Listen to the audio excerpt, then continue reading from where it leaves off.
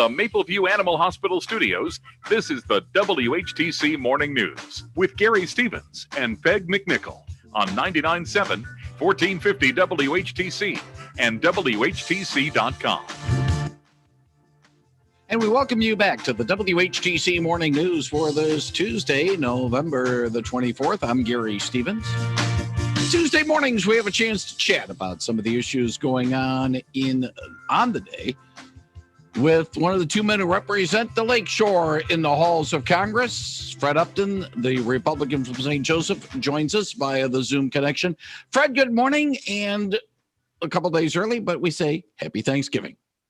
Well, the same to you. Looking forward to it. Certainly looking forward to maybe time after Thanksgiving to get some things done, dealing with the stimulus package. Could something still be done within technically we got 4 weeks before Christmas Eve. Do you expect something to be done before this session of Congress is adjourned and a new session comes in after the first of the year? Well, I sure hope so. We've got the Problem Solvers Caucus has got a Zoom call a little bit later today. We're going to talk about the agenda in the lame duck session. But as you know, and we've talked about this a lot, we can't wait till next year. Our healthcare workers are really struggling. As I talk to my hospital administrators, I know the staffing issues that they have, the huge influx of positive cases in all of our counties, tragically the deaths. Our schools, of course, are out of session, our high schools are across the state.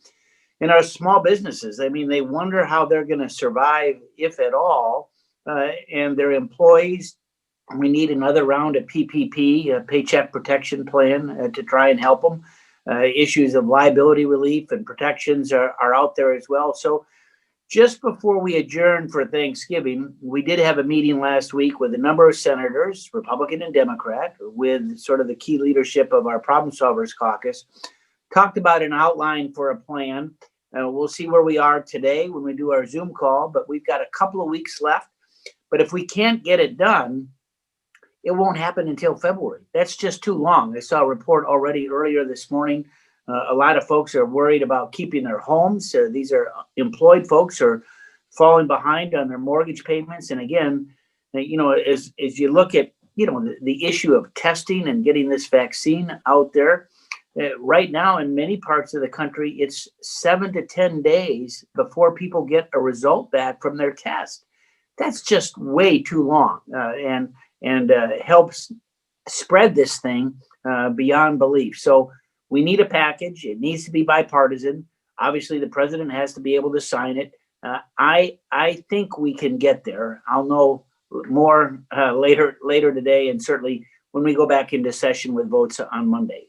Will be a little uncertainty sort of taken away from it because of the fact we're starting to see, although the challenges are still there for the votes and the president is not yet conceded on the race, but the fact that a transition team can now be put into place with the president-elect Mr. Biden and his team, could we possibly see Mr. Trump saying, hey, I'll get something done before I leave office on January 20?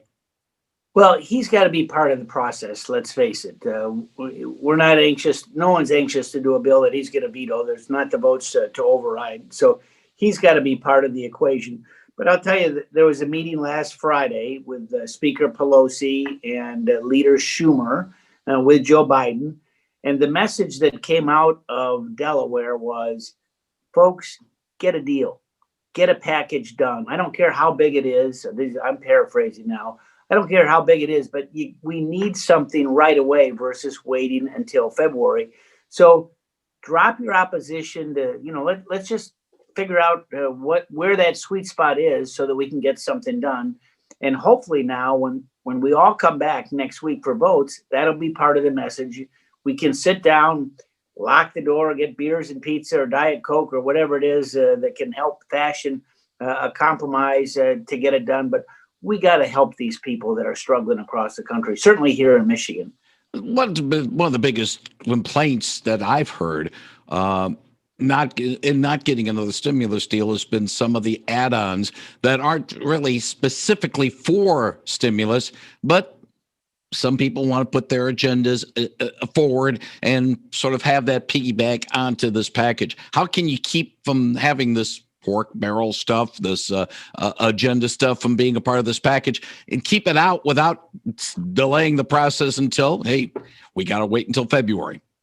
Well, you know what? You're exactly right. And of course, we saw in the House a package passed last May was over $3 trillion, included everything, including the kitchen sink, so many items, big time change in terms of costs for non-COVID related expenses.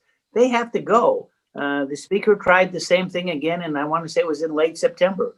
Virtually a mirror of the bill that narrowly passed in the House. A number of Democrats voted against both versions.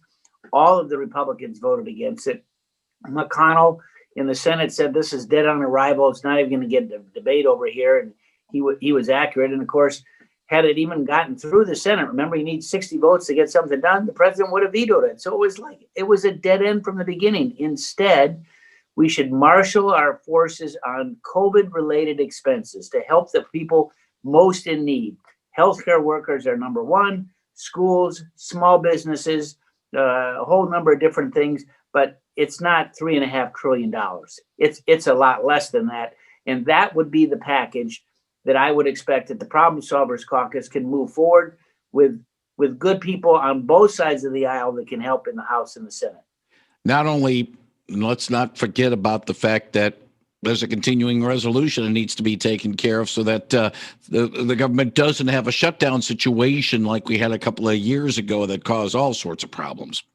Well, you're right. We had a 35-day shutdown in 2019. That wasn't all that long ago.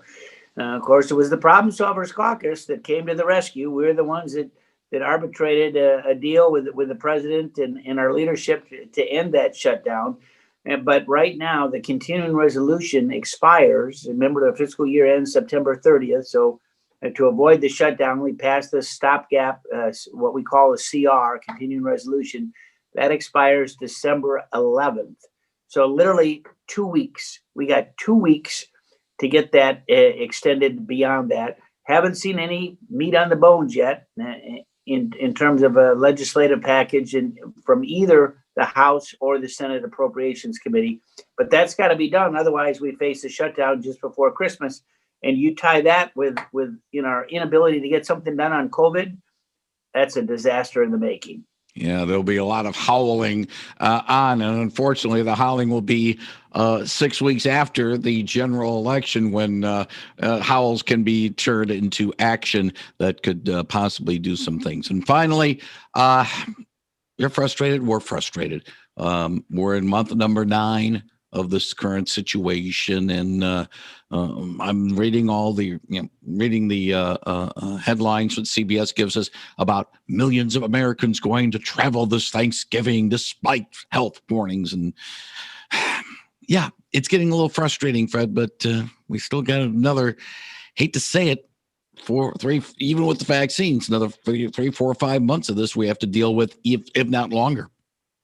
Well, I think you're right. Some good news, obviously. The Pfizer news this last week, AstraZeneca, Moderna, they're all on the trail to get their vaccine approved by the FDA. It's safe. I saw some reports again last night. They've met all the safeguards, which is really where we wanted them to be.